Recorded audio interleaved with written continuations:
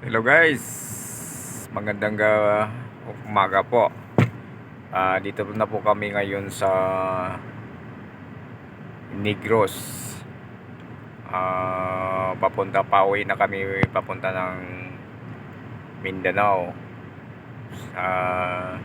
Dapitan kami dadaan. So kagabi nandoon kami sa Iloilo to Bacolod.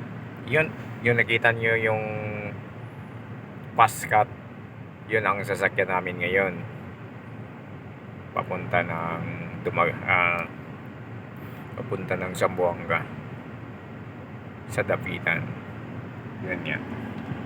Yun yung mga pier dito sa Negros.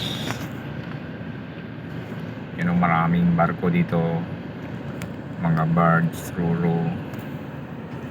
Yung dumating na galing Zamboanga, yung Pascat na yan, yun ang sasakyan namin ngayon. Kung nakita niyan, yun o.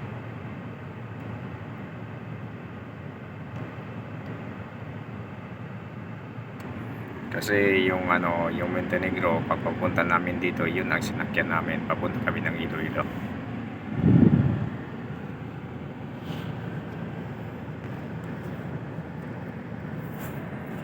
Mamaya mga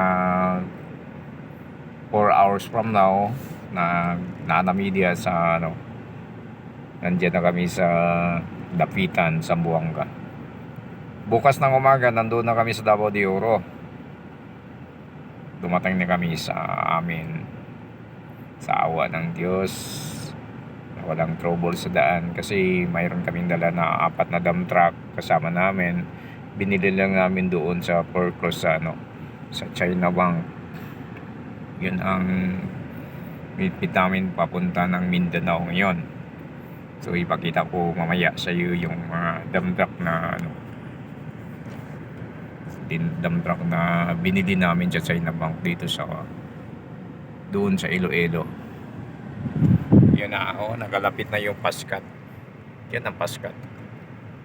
Yun ang nakapabilis na tumakbo dito sa papunta ng Zamboanga to Negros.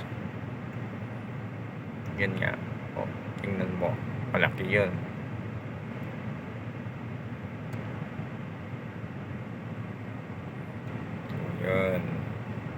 Yun ang sasakyan namin. Tatlong Howo na binili namin doon kay Boss Elmer Tabingo. Binili namin yan. Okay, bye bye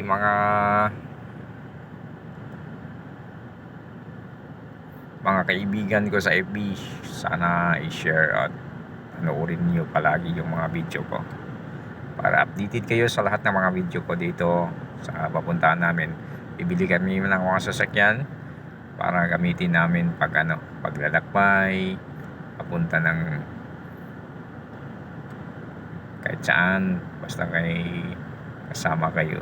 Alamin na yung Panginoon natin.